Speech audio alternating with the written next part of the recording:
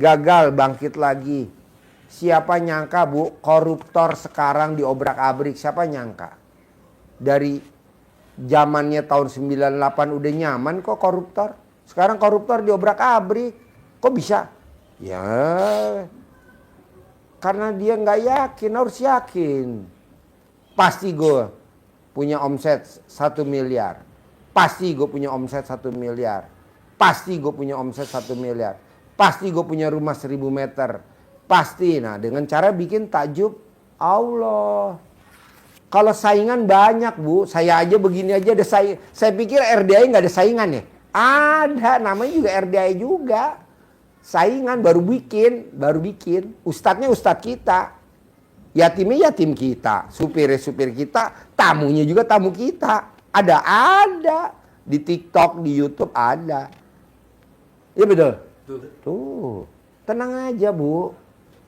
Santai aja, santai. Santai aja, santai. Padahal kita ngapain juga bikin begini. Orang udah tinggal nimbrung aja. Tapi kan namanya orang gatel lah. Pengen eksis lah. Ibu juga begitu. Adalah Indomaret saing. Adalah Alfamaret. Coba ibu lihat. Ada Indomaret, ada Alfamaret. Ada Alfamart, ada Indomaret. Emang begitu. Tapi kan Allah lebih dekat sama siapa? Lebih dekat sama yang lebih dekat sama dia. Nah, coba Bapak dan Ibu dekat sama Allah. Pak Haji, kalau saya ngaji belum bisa. Bisa gak dicicil? Kan Bapak udah tadi 10 juz. Kenapa gak ditingkatin jadi 12 juz? Tinggal dikit lagi. Bisa, harus bisa. Caranya apa? Tinggal bacanya aja, dicepetin, ajarin tartilnya. Pakai mic, tartilnya diajarin. Jinu ya. Nih aja tartilnya. Kalau anaknya sudah di pesantren pasti kebiasaan budaya baca Qur'annya sudah melekat di keluarga. Cuman nggak pernah dia Pak. Oh gitu ya. Malah Jadi, malas. oh ya. Gitu. Jadi Saya dimulai Nggak dari apa-apa, ibu yang dulu. penting bapaknya nggak malas, anaknya malas nggak apa-apa. Nggak apa-apa ya.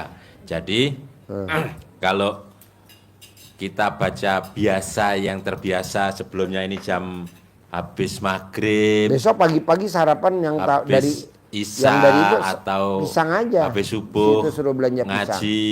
Sony Nah, ya, ini pagi-pagi sarapan di berdatang. RDAY ilmu baca Qur'annya sambil malam. makan. Ya. Jadi rangkaian Yang dari antara Jogja 60 orang nanti besok. Ibu atur aja waktunya, atur gimana caranya nasi tutup goreng. tokonya Sama secara telur. manajemennya ditata agar Ibu bisa Ya. istirahat 3 malamnya. kali makan. Karena hajat kita 2 kali makan. maksa, hajat kita ekstrim, maka ibadah kita harus ekstrim. Ekstrimnya di mana? Bangun jam 00 saat orang tidur, kita bangun, kita beraktivitas mendekatkan diri pada Allah, itulah ekstrimnya kita. Ekstrimnya di situ. Itu harus setiap hari. Harus setiap hari. Seperti Pak Haji sampaikan di awal banget tadi, Ibu, kita harus punya pesugihan. Kita harus punya pegangan. Orang yang pakai lilin itu nyalakan lilinnya pagi, siang atau malam? Malam. Malam. Jaga lilin. Ibu jaga lilin, bapak yang keluar. Iya kan, bawa karung Pak. Bawa karung apa bawa sarung? Jaga lilin, jangan sampai mati lilinnya. Lah, lilin kita jaga pakai ilmunya Allah. Kita jaga cahaya ilahi, cahaya Allah kita pancarkan di malam hari. Itu namanya ditanya Pak Haji sejak awal tadi, mau pakai apa bikin takjubnya? Itu bikin takjubnya. Nah, rangkaian itu disampaikan Allah di surat As-Sams. Was-samsi waduhaha. Nah, ketemu di surat Al-Muzammil, maaf. Itu bersih. Di surat Al-Muzammil. Jadi disuruh bangun malam, kita dioprak-oprak istilah Jawanya oleh Allah, ya ayu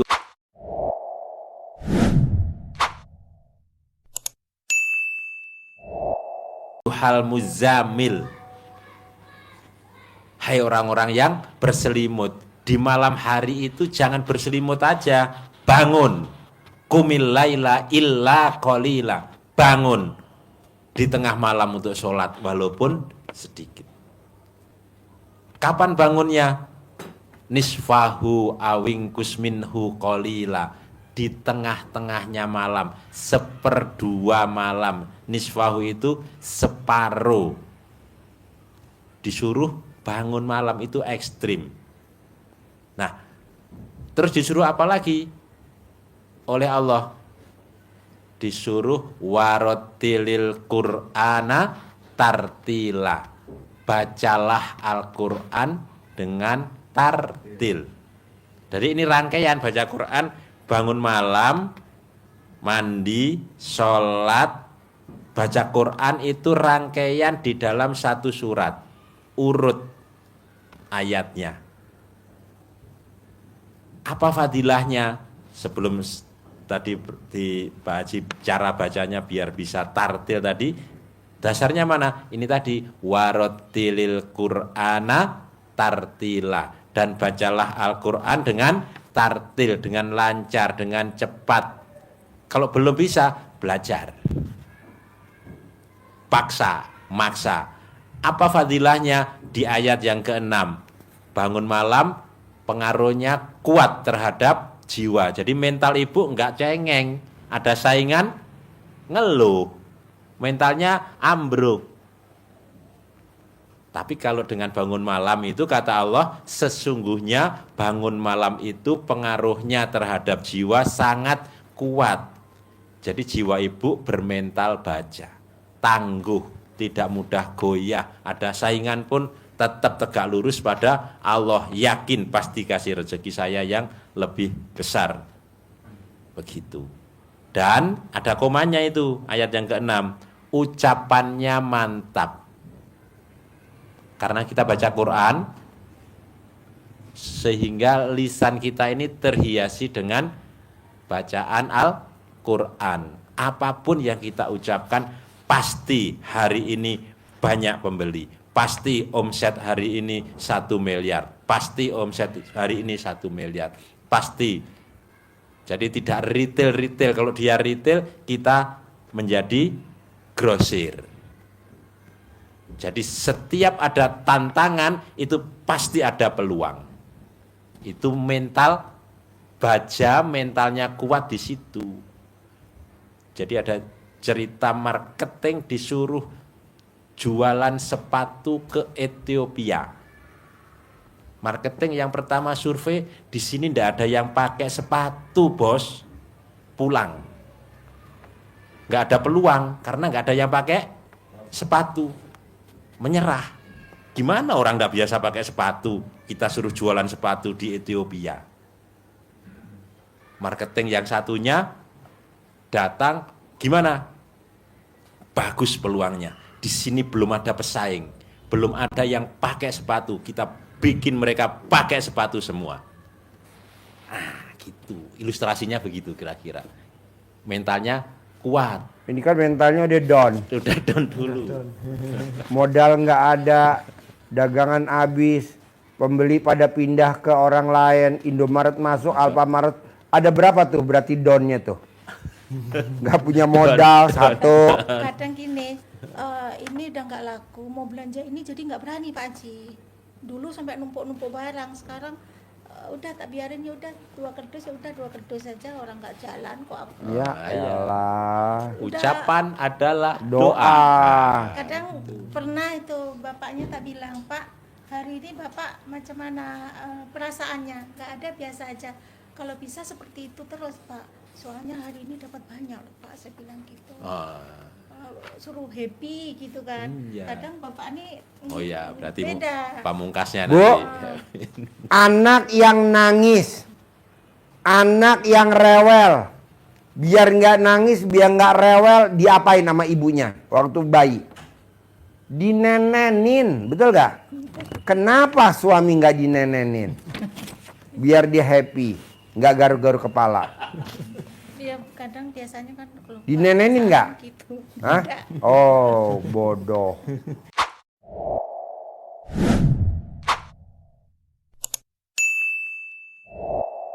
Dinenenin, Bu. Bayi yang rewel, bayi yang nangis, diapain sama ibunya? Coba pengalaman ibu dulu punya anak kecil. Dinenenin nggak? Dinenenin kan? Biar suaminya senang, biar suaminya bahagia, biar suaminya brilian, biar suaminya bawa hoki. Diapain? Dinenenin. Jadi ibu buka BH ibu, dipelorotin nenennya. Ayo Pak Nenen, Pak. Ayo Pak Nenen. Begitu. Digiring. Walaupun dia garuk-garuk kepala, nenenin lagi. Walaupun dia garuk-garuk kepala, nenenin lagi. Emang hobi suami ibu kan garuk-garuk kepala. Gua bingung nih maunya bini gua apa. Biarin, nenenin aja, Bu. Buktinya apa? Haji Marco dulu nggak segemuk ini. Dinenenin sekarang montok nih, Bu. Daging berapa sekilo coba, Bu, sekarang? 140.000 ya. Nah, kaliin sama berat badan dia. 102. Ibu tuh kurang kreatif, Bu. Nenenin. Kapan terakhir ibu nenenin suami kalau saya boleh tahu? Terakhir? Nggak Belum. pernah. Aduh, belum pernah. Itu kalau ngerjain ibadah itu Pak harus berdua atau bapaknya aja. Saya nggak Soalnya- setuju, nggak setuju. Nenen, duha nanti nomor 2. Pak Haji ada lagunya. Ayo. Lupa, lupa, lupa, lupa, lupa ngasih nenennya. Ingat, ingat, ingat, ingat, masih ingat rasanya. Nenen ya, Bu? Jadi nawarin lupa. Rasanya masih ingat. Ingat. Si bapak. Iya dong. Oh iya iya. Si Ibu juga. Oh iya, waktu dikenyot ya. Iya. Embut, embut, embut, embut, embut. Jadi ibu belum pernah nenenin suami? Nggak tahu, Pak. Belum pernah? Tidak ingat. Tidak ingat. Kapan Pak terakhir nenen sama istri tercinta? Waktu pengantin baru? Waktu kapan Pak? Lupa Pak Haji. Lupa? Iya. Ya Allah. Harus romantis Pak, Bu, harus romantis. Coba nanti pulang dari sini romantis. Bapak sama Ibu hari kesini naik apa kalau boleh tahu? Dari rumah Dari- diantar anak ke Pekanbaru. Ya, Dari Pekanbaru, Jakarta, Pekanbaru pesawat. naik pesawat. Ya. Tadinya kan saya tuh orangnya penakut Pak Haji. ya. Karena saya udah pasrah itu tidak ada takut sama sekali. Nah, Naik pesawat itu tidak ada takut. Biasanya itu ini udah ngeletek, tak ada kemana-mana. Ini tidak. Pokoknya saya udah niat, alhamdulillah dipermudah semuanya. jadi bertiga nih dari Riau. Berlima, Pak Haji. sama Berlima anak siapa saya. aja? Anak Anak berapa? 4. Anak 3. Anak 3. Ibu sama bapak. Iya. Nah ini tiga-tiganya sekarang kemana anaknya? Itu Di luar Pak Haji. Hah? Di luar. Oh di luar. Iya. Yang 3 tuh anak nomor berapa aja yang dibawa? Nomor 2, 3, 4. Nomor 2, 3, 4. Iya. Nah kalau di Riau tuh nomor 2 apa kegiatannya? Nomor 2 itu dia karena kemarin kan waktu pandemi Enggak, kegiatannya enggak ada Pak Haji, kuliah. cuma di kamar aja dia. Di kamar. Lagi perempuan? Laki semua Pak Haji 4. Oh laki 4-4-nya laki semua. Iya. Nomor 2 nggak ada kegiatan. Nomor 3 Masih kuliah Pak Haji. Masih kuliah. di Di Pekanbaru. nomor 4 Mau masuk SMP. mau masuk SMP. Ya itu tadi problem kami banyak. Apa? Problem kami banyak. Apa problemnya kalau boleh tahu? Aku nomor 2 itu Deketin mic-nya gimana? anak saya nomor 2 itu anaknya pendiam, Ya. malu. Ya alhamdulillah tidak pernah keluar rumah tuh ada senangnya, ada tidak. Dia jadinya enggak pernah keluar rumah. Nggak pernah keluar. Kalau keluar rumah itu di sana marak dengan narkoba. Saya takut. Tapi alhamdulillah anak saya jauh dari itu. Cuman jadinya kan katrok kayak Katrok. kuper. Kayak Cooper orang nggak pernah keluar rumah. Temannya sebagian udah pada Nikah. punya nikah, punya cewek. Dia katanya tidak mau nikah, jadinya saya bingung. Nah, yang di pesantren ini udah kuliah. Dia tuh pinter, tapi dia malas. Malas. Pak Haji. Hmm. Saya kepinginnya anak-anak saya kan sukses. Makanya kepingin kan sini biar dia dengerin, tapi dia Oh jangan.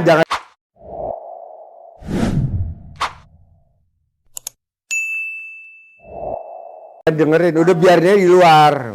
Bahaya kalau didengerin. Jangan. Coba tadi saya ngomong nenen, kan dia denger. Jangan. ya saya pun agak Ngerinya bapaknya minta nenen, anaknya mama. Kenapa dinenenin papahanya? Ya jangan. Jadi gini Bu. Nanti ditaklukin anak nomor 2, nomor 3, nomor 4 dengan pengalaman Haji Marco. Coba cerita. Naklukin anaknya. Menaklukkan anaknya jadi rajin, pinter, brilian, prestasi. Diapakan? Iya Bu, anak saya itu setiap harinya main game terus Bu. Kalau disuruh susah, males Bu.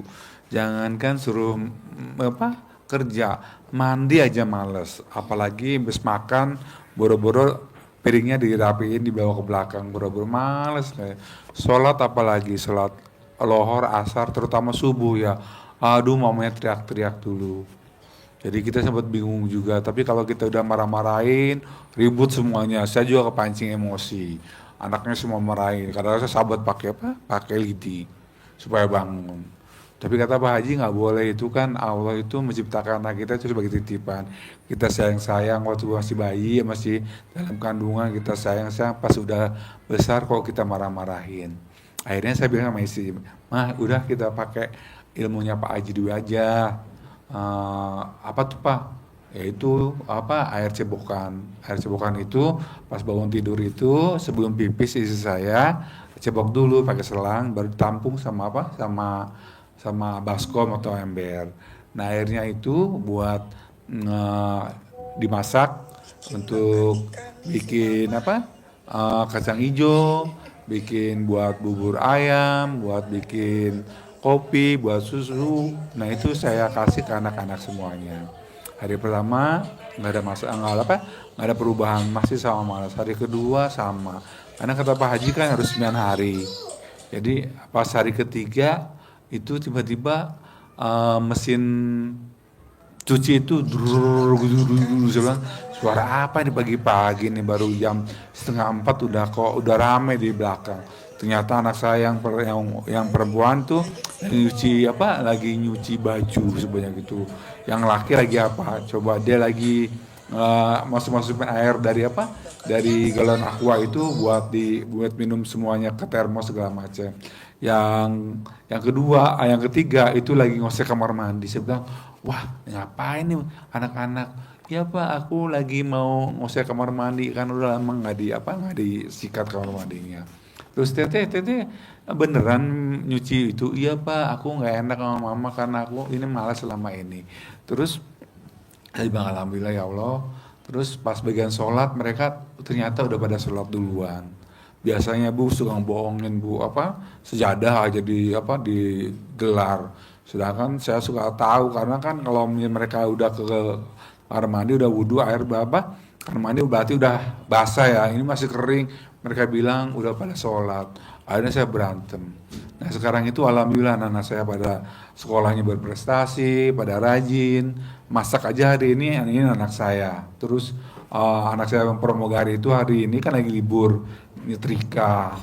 Terus hari ini anak saya yang laki-laki yang bungsu itu ikutin mamanya ke kebun. Ngebet rumput. Itu tanpa disuruh Pak Bu. Memang ilmunya memang agak nyeleneh. Ilmu kelapan lokalnya itu, tapi memang itu kejadiannya seperti itu. Alhamdulillah anak saya semuanya rajin-rajin sekarang. Biasanya tempat tidur Bu, kalau habis tidur, aduh Bu, tempat tidur rapiin dong, rapiin. Sekarang udah rapiin semua Bu.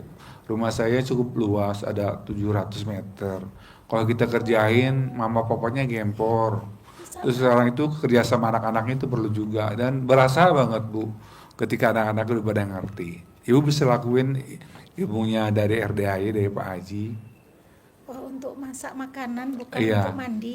Nah, untuk itu Enggak buat mandi. Air cebokan alat kelamin sebelum bangun tidur, sebelum pipis cebok alat kelamin, air cebokannya ditampung pakai ember buat masak nasi. Buat sayur, betul. bubur kacang ijo, Kopi. buat bikin puding, bikin kue.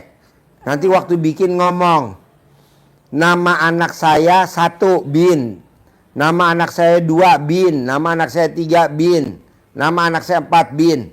Nurut, manut, katut, sayang, setia, rezekinya banyak, rezeki